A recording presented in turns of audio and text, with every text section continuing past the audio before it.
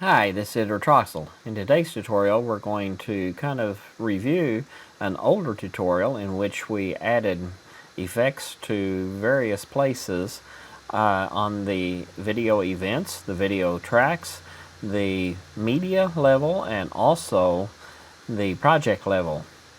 We're going to kind of revisit that, and this time we're going to look at audio effects.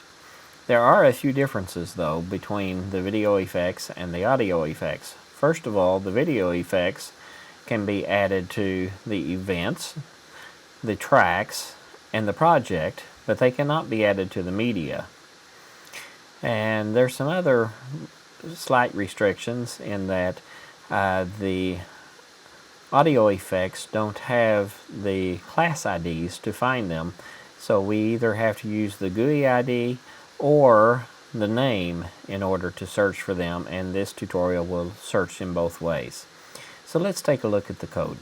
In this case, we have a simple video audio clip added to the timeline, so the video event will be on track 1 and the audio event will be on track 2. So we are going to get our audio track, which is going to be tracks 1, because we want the second one. The first one is 0, the second one is 1. So our track is going to be myvegas.project.tracks and 1. Then we want to get the first event on that track, so the track event will be tracks.events and 0, which is the first one. Next, we need a plugin node variable called effects, and we're going to get that from myvegas.audioeffects. So that will be a list of all effects available in Vegas. Then we're going to do a plugin node, and this effect, and in this case we're going to look at a name, so let's look for the reverb effect. And so we're going to do effects.getChildByName and reverb in quotes. And then we're going to apply this as a new track effect. So we will have effect, track effect is a new effect from the effect that we found. Then we're going to do a project level. So this effect equals effects.getChildByName, and then in this case we're going to use the ExpressFX noise gate. Then we create an effect variable called project effect, and then we get a new effect from this effect. For the next one, we're going to do a search by GUI ID instead. So we create a new variable called effect GUI ID, and we get a new ID from this number right here, which we get from looking at the file that we created many tutorials ago. So we look in our effects file that has all of our different things, our templates, our transitions, our generated medias, our effects, and at the top is the audio effects. And on this particular one, we're looking for 0000003, 0F56, 11D2, which happens to be this one right here, the ExpressFX equalization. So we get the new ID from that, and then we can search the child by class ID, and we pass it to that variable. Then we create a new event effect from this effect. Then we're going to do the exact same thing, only we're going to do event effect 2, and this time we're going to look for one with this ID. So if we go back and look at our file, we want 4D583330F3CB8809, and so forth and so on, and it happens to be this one right here, the EFX vocal strip. So that will add that one as an effect level as well. Now that we have our effects, we need to add them to the various places. So let's do the event effects first.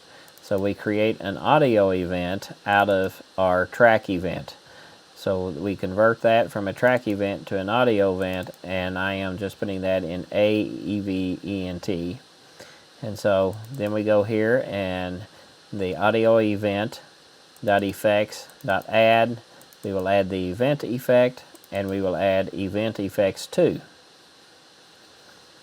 Then we need to get our audio track. This one we're going to add at the track level. So we have an audio track converted from our standard track. So we take our standard track, convert it to an audio track, and we have a new variable called A track. And then A track.effects.add, and then this is our track effect. And then to add something at the project level, we just go to myvegas.project.masterbus.effects.add, and then that will be the project effect. So let's see what happens when we run this script. As I said, we have a single clip added to the timeline, so here's our video event, and here is our audio event. Now let's run the script. I don't have an FX here, so we need to open this up. Let's edit the visible button list, and let's add our track effects. So now we have track effects listed here, and if we look at the track effects, the track noise gate is a standard one, the track EQ is a standard one, the track compressor is a standard one, reverb is the new one that we just added with the script. Then if we look at our event and we open this up, we will see that there are 2 added because we added 2. The first is the Express FX equalization. The second one was the EFX vocal strip. So both of those have been added. Then we come over here to our track level, and we can look at this icon right here. This is the Master FX. We click there, and we can see that the Express FX noise gate has been added, which is exactly what we chose in the script. So just like we can add effects in multiple places with the video effects, we can do the same thing with the audio effects.